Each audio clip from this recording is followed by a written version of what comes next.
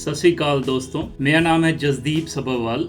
आप सभी का स्वागत है मेरे YouTube चैनल पे, जिसमें मैं बात करूंगा प्रॉपर्टी में इन्वेस्टमेंट की और दुबई में ही प्रॉपर्टी की इन्वेस्टमेंट क्यों की जाए। तो वीडियो स्टार्ट होने से पहले मैं आप सभी से रिक्वेस्ट करता हूं कि प्लीज आप इस वीडियो को शुरू से लेके एंड तक देखिएगा, क्योंकि इसमें बहुत ही इंपॉर्टेंट इन्फॉर्मेशन दी जा रही है आपकी इन्वेस्टमेंट नीड्स को लेके। सबसे पहले मैं आपसे बात करना चाहूंगा कि प्रॉपर्टी में इन्वेस्टमेंट क्यों करनी चाहिए। देखिए, आप दुनिया में जो भी इन्वेस्टमेंट देख लीजिए, चाहे वो स्टॉक्स में इन्वेस्टमेंट हो, शेयर्स में इन्वेस्टमेंट हो, या फॉरेक्स ट्रेडिंग में हो, या गोल्ड में इन्वेस्टमेंट हो, या म्यूचुअल फंड्स हो, SIPs हो, किसी भी तरीके की आप इन्वेस्टमेंट देख लीजिए, प्रॉपर्टी से ज़्यादा बड़ा rate of return on investment जो है वो कोई भी इन्वेस्टमेंट नहीं देती है। तो मैं इसीलिए ये कहना चाहता हूँ कि अगर आप इन्वेस्टमेंट करना चाहते हैं, आपके पास फंड्स हैं इन्वेस्टमेंट करने के लिए, तो आप प्रॉपर्टी में इन्वेस्टमेंट करने का हमेशा सोचिए। अब बात करते हैं कि दुबई में ही क्यों प्रॉपर्टी में इन्वेस्टमेंट करनी चाहिए। देखिए, दुबई एक बहुत ही बड़ा फाइनेंशियल हब है। दुबई में इन्वेस्टमेंट करने के बहुत सारे फायदे हैं। सबसे बड़ा फायदा है कि दुबई में इतनी डेवलपमेंट होती है कि प्रॉपर्टी की वैल्यू जो है वो 5-10 सालों में 3 से 4 गुना ज्यादा हो जाती है। हम दिल्ली NCR का एग्जाम्पल लेते हैं।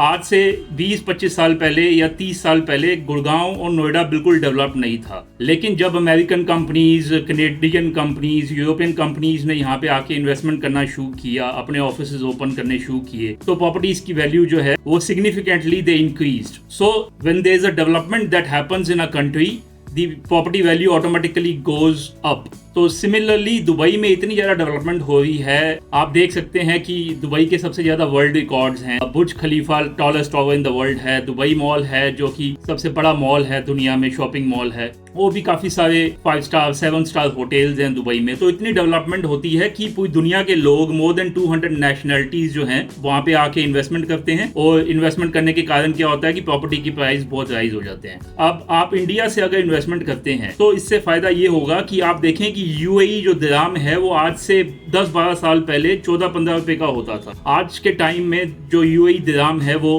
25 रुपए के करीब है, 25 रुपीज का है। तो आप देखें, अगर आप UAE दिरहम्स में प्रॉपर्टी खरीदते हैं, इंडिया से इन्वेस्टमेंट करते हैं, या UAE के बाहर किसी और कंट्री से इन्वेस्टमेंट करते हैं, मान लीजिए आप अमेरिका, कनाडा से भी इन्वेस्टमेंट करते हैं, तो आप 10 साल के लिए अगर वो प्रॉपर्टी जो है वो होल्ड करके रखते हैं लोगों को, आपको ROI बहुत ज्यादा देके जाएगी। तो ना खाली प्रॉपर्टी की वैल्यू बढ़ेगी, जो प्रॉपर्टी की कैपिटल एप्रिसिएशन होगी वो अलग, जो UAE दिरहम जो है वो उसकी वैल्यू बढ़ेगी, क्योंकि UAE दिरहम की वैल्यू बढ़नी ही है, उसकी वैल्यू कम नहीं होनी, क्योंकि जो UAE दिरहम है वो US डॉलर से लिंक्ड है। तो जब US डॉलर बढ़ता है तो UAE दिरहम की वैल्यू ऑटोमेटिकली बढ़ती है। तो इसीलिए अगर 10 साल के बाद आप देखेंगे तो शायद 32 या 35 रुपए UAE दिरहम की वैल्यू कम से कम होएगी। तो जो प्रॉपर्टी में कैपिटल एप्रिसिएशन हुई है और जो करेंसी में डिफरेंस आएगा, उससे आपकी प्रॉपर्टी तो आप उसमें कन्वर्ट कर सकते हैं। और दोस्तों, दुबई में किसी भी प्रकार का टैक्स नहीं है, आपकी रेंटल इनकम पे भी कोई टैक्स नहीं होगा, और आपका जो कैपिटल गेन होगा उस पर भी कोई टैक्स नहीं होगा। तो मान लीजिए 2 करोड़ की प्रॉपर्टी आप 3 करोड़ की बेचते हैं आज से 8-10 साल के बाद, तो वो 1 करोड़ के प्रॉफिट में आपका कोई भी टैक्स नहीं लगेगा। सारा 1 करोड़ रुपीज जो प्रॉफिट होगा आपको कैपिटल गेन में, वो सारा आपके पास ही आएगा। तो ये भी एक बहुत ही इंपॉर्टेंट पॉइंट है दुबई में प्रॉपर्टी इन्वेस्टमेंट करने का।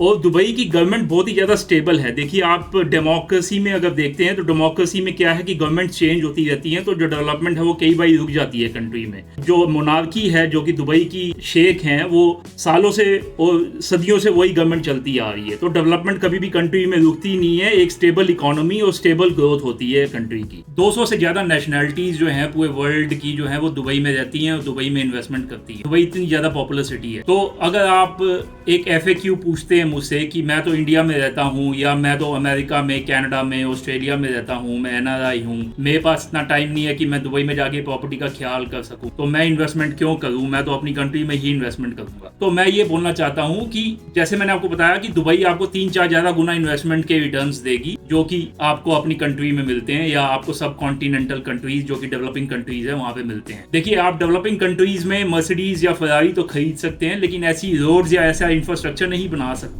जहाँ पे वो गाड़ियां चल सके। तो इसीलिए दुबई में प्रॉपर्टी खरीदने का या दुबई में लॉन्ग टर्म रहने का बहुत ज़्यादा फायदा है।